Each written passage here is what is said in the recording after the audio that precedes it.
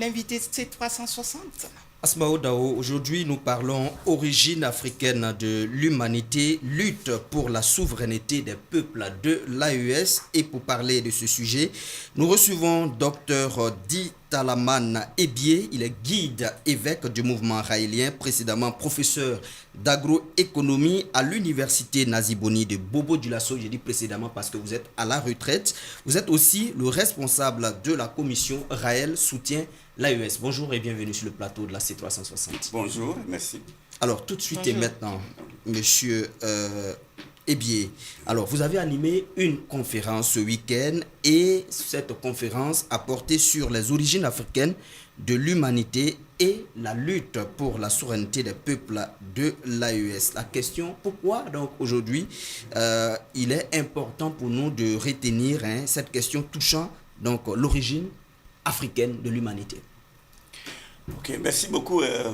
D'abord, je vais vous remercier pour cette invitation, pour cette opportunité qui est donnée de vouloir parler aux téléspectateurs, à tout le monde, de cette question qui est vraiment fondamentale, surtout pour nous en Afrique ici, surtout quand on se situe à cette époque où les peuples de l'Afrique, d'une manière générale, totalement, mais particulièrement actuellement ceux de l'AES, ont pris la décision, ont décidé effectivement de garder, de conquérir leur souveraineté.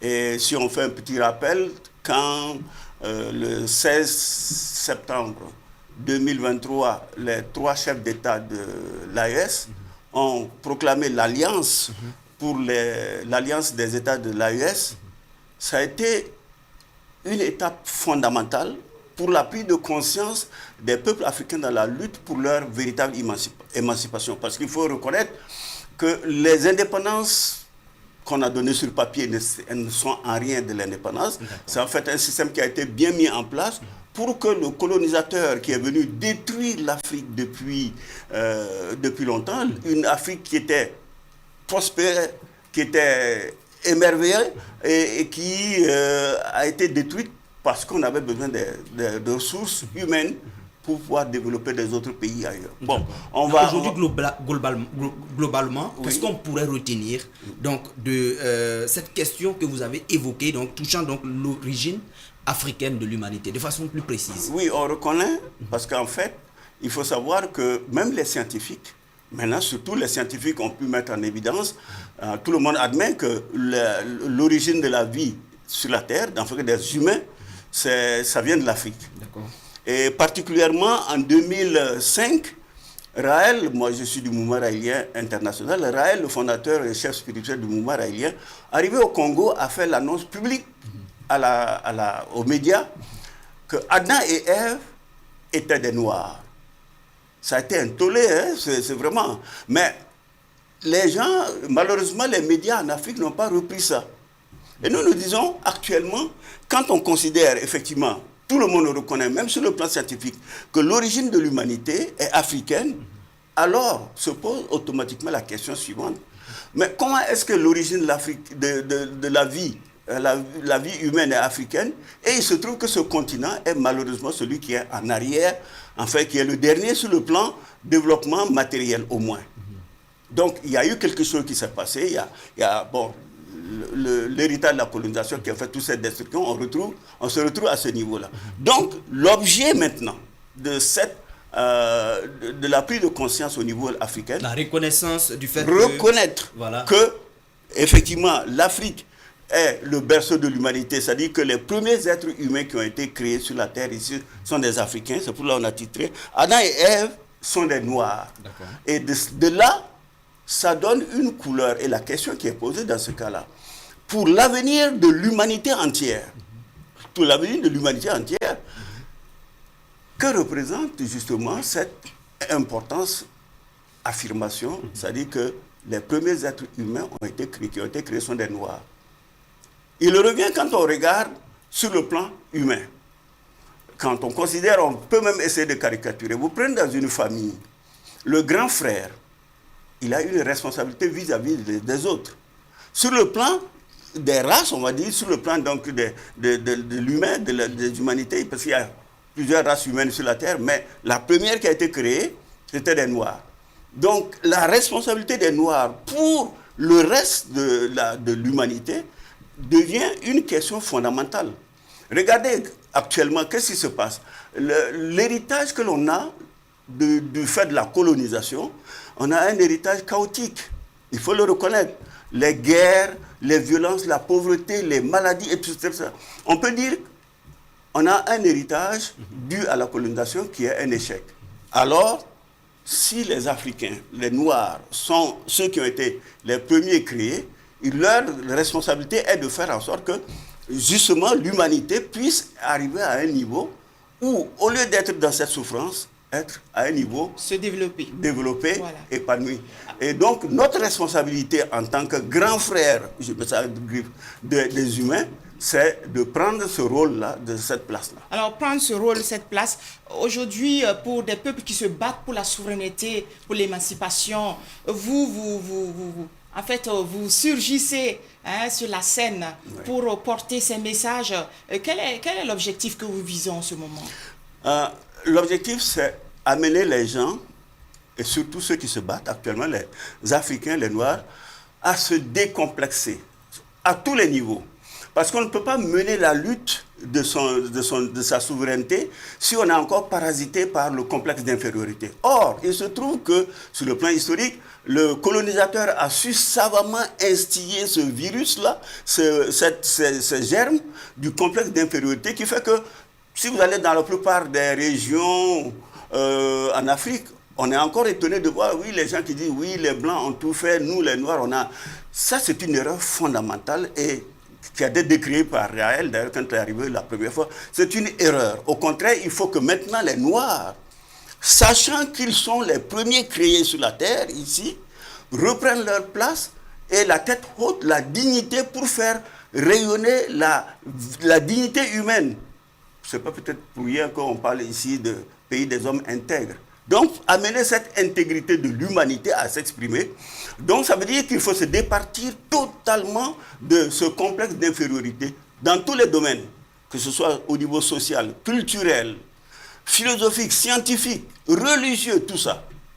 Et on peut signaler ici justement et remercier le gouvernement du Burkina qui a décidé de créer la journée du 15 mai pour la revalorisation de ces cultures qui sont traditionnelles, les cultures qui a la véritable identité de notre être. Alors vous qui portez cette lutte-là, de faire en sorte que l'Afrique et le monde entier puissent comprendre l'origine africaine donc, de l'humanité et mener la lutte pour sa souveraineté, qu'est-ce que vous brandissez comme preuve tangible, palpable, qui convaincrait tout le monde donc que le monde a une origine africaine. Ok. À ce niveau, on n'a peut-être pas assez de temps pour développer tout ça. Il faut envoyer les gens au niveau de la documentation. Il y a eu d'abord des travaux de gens comme Cheikh Anta Diop. Il a été le premier à vouloir démontrer sur le plan scientifique. Et malheureusement, ses contemporains à l'époque ont essayé, les contemporains blancs ont essayé de lui faire croire le contraire. Alors, vous avez les fossiles, la datation, les découvertes au niveau fossile confirment, et jusqu'à présent, que l'ancêtre de l'humanité, il est du côté du Tchad, de l'Afrique australe, enfin, l'Afrique de l'Est. On a dans les traditions, dans toutes les traditions, vous allez voir, malheureusement, la vérité a été cachée. Parce que les pharaons, quand on parle du point de vue historique, sur le plan de la civilisation, l'épanouissement de la civilisation, c'est parti de la Haute-Égypte. L'Égypte avant était peuplée de qui? C'était des Noirs. Les gens qui sont honnêtes le reconnaissent actuellement, les pharaons, etc. Tout ça. Et même l'Europe a été peuplée de Noirs qui sont allés donc pour la civilisation. C'est par suite qu'il y a eu l'effet de la colonisation qui est revenu et qui, malheureusement, on essaie d'effacer la vérité, surtout en la cachant. Mais c'est une évidence, ce que vous dites. Maintenant, que représentent ces informations-là pour les populations africaines? Comment elles doivent exploiter donc ce que vous dites comme information? Alors, la première des choses... Pour s'imposer, pour s'affirmer. Oui, la première des choses que je vais vous dire ici, il faut que vous, les médias, vous publicitez, vous parlez suffisamment de cela aux populations. Les populations ne sont pas suffisamment informées et elles ne sont pas suffisamment informées par rapport à ça. Deuxièmement, à partir de cette information, c'est la conscientisation, et il faut même l'enseigner jusqu'au niveau des écoles, au niveau de l'éducation, que l'on revoit, parce que les valeurs des contributions des Noirs depuis que l'humanité existe ont été cachées aussi. Donc que les Noirs s'approprient maintenant, que s'approprient vraiment ces informations et la vivent.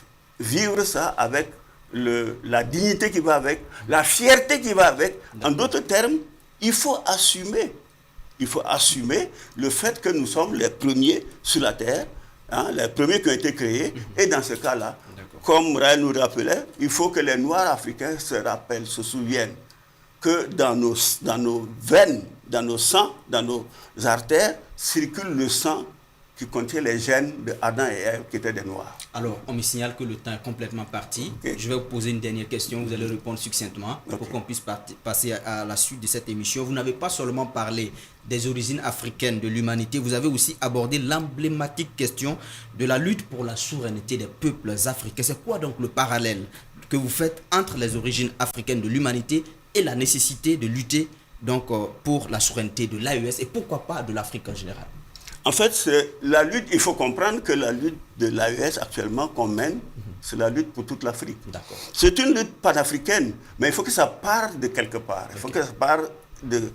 Alors, la chance que nous avons eue, c'est qu'au niveau des pays de l'AES, il y a eu ce prise de conscience de prendre cette responsabilité du noir pour sa souveraineté et qui s'est exprimée en se départissant justement de l'influence extérieure.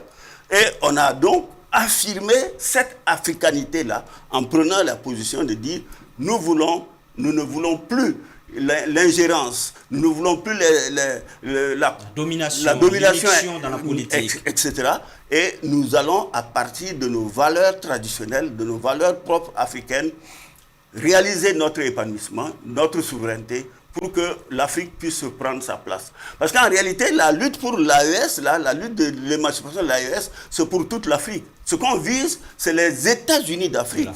Totalement. On va espérer que ce sera le cas.